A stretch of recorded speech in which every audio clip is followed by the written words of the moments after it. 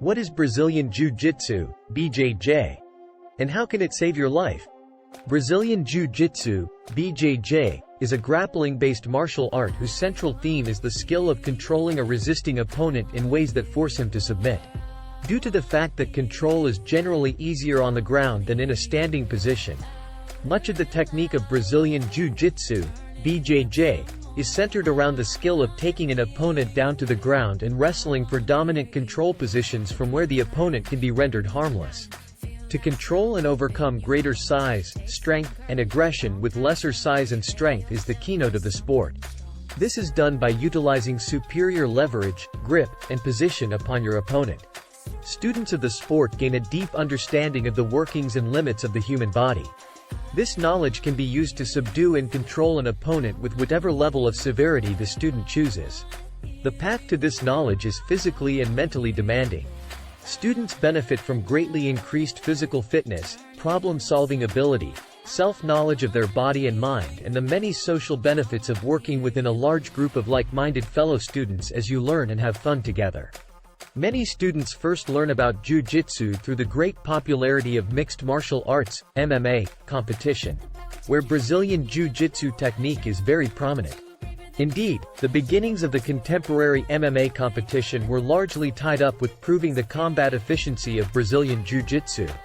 The practice of Brazilian Jiu-Jitsu as a sport, however, is strongly separated from MMA. Daily classes do not feature kicking or punching.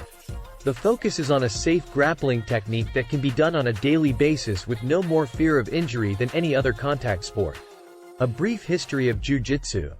In the last days of the 19th century, some Jiu-Jitsu masters emigrated from Japan to other continents, teaching the martial arts as well as taking part in fights and competitions. Mitsuyo Maeda was one such master. Maeda arrived in Brazil in 1915, and settled in Belém do Pará, where he met a man named Gastão Gracie. The father of 8 children, among them 5 boys and 3 girls, Gastão became a jiu-jitsu enthusiast and brought his oldest son, Carlos, to learn from the Japanese master. For a naturally frail 15-year-old Carlos Gracie, jiu-jitsu became a method not simply for fighting, but for personal improvement. At 19, he moved to Rio de Janeiro with his family and began teaching and fighting. In his travels, Carlos would teach classes, and also proved the efficiency of the art by beating opponents who were physically stronger. In 1925, he returned to Rio and opened the first school, known as the Academia Gracie de Jiu-Jitsu. Jiu-Jitsu promotes the concept that a smaller, weaker person can successfully defend against a bigger, stronger assailant by using leverage and proper technique. A message from the founder of Brazilian Jiu-Jitsu, Carlos Gracie. Jiu-Jitsu constitutes the natural defense the weak person disposes of against the strong person. It is a sort of leveling process through which brute force, confronted and dominated by the wise application of rational mechanics, is led to admitting that the human being, usually taken as a body endowed with a soul, should actually be deemed a soul that happens to reside in a body.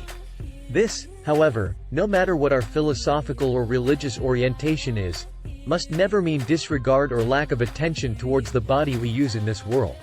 We don't understand, really, how, in order to reach wisdom, love, or in order to adore and serve God, respecting His laws, it can be necessary or possible to harm one of His most beautiful and perfect creatures. If it is true that the disharmony in our thoughts and feelings can generate physical harm, it is no less true that the care we take with our body reflects not only on that body, but also on the mental health we all need to achieve a harmonious, happy life. Without health, in its whole meaning, there can be no complete happiness. Very often, however, instead of studying the laws we must respect in order to avoid diseases, we are more concerned about what is the proper medicine or process for repairing the consequences of our ignorance or conscious infractions. However, as we see it, all that would be very normal if, throughout generations, with strange perseverance, we hadn't been driving away from the natural laws. Due to the fact that it is, however, a difficult, if not impossible, task, in its amplitude, we won't neglect our duty of warning you that hoping to learn, exclusively by means of reading, the secrets of this traditional art of defense and attack is as efficient as studying singing by mail.